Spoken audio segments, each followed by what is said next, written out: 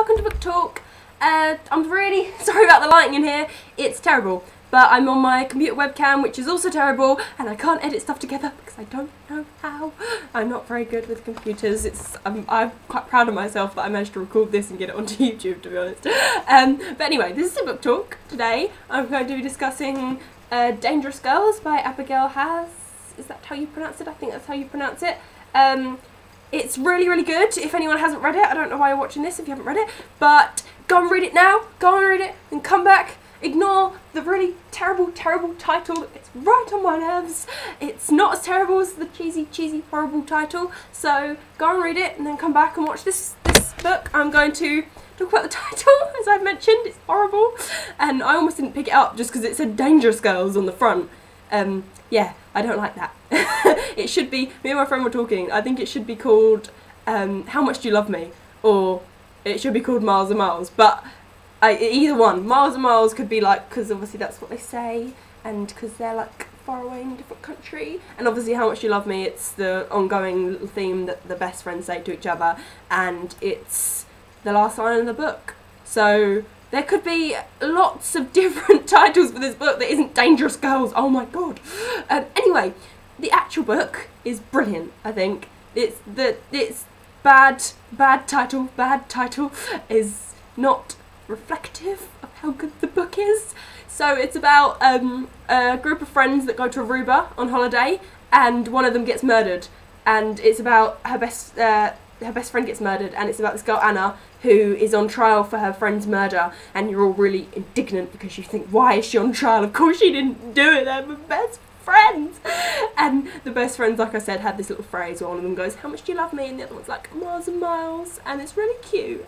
And I got really emotional over this book, and I don't even know why. I think it was just an emotional time, because my friend was sat reading it next to me the next day, and she was like, Carrie, why were you crying? Because it's not an emotional book. But I found it really emotional.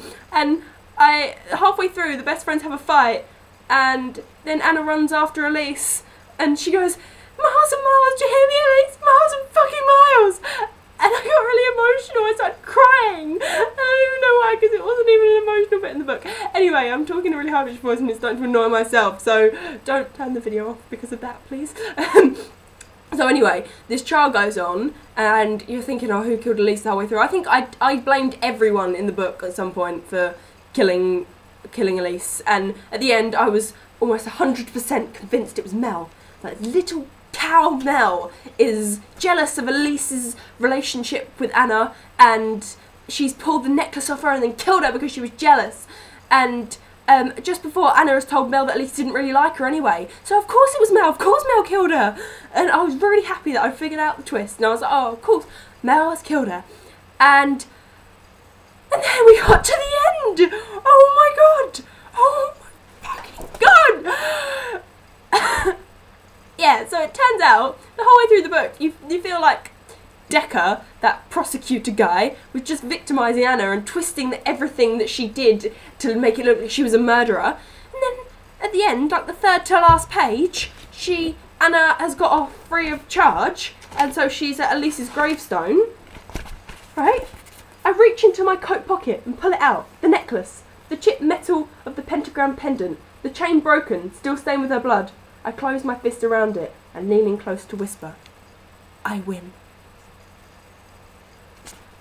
She killed her! She killed her! And then they have the creepiest epilogue in the world where she, like, I don't know, that she finds her boyfriend and Elise, like, in bed together, but she's, if you've read it, it's creepy, it's weird. And there's bits the whole way through that I'm thinking, okay, that's not right, their friendship isn't right.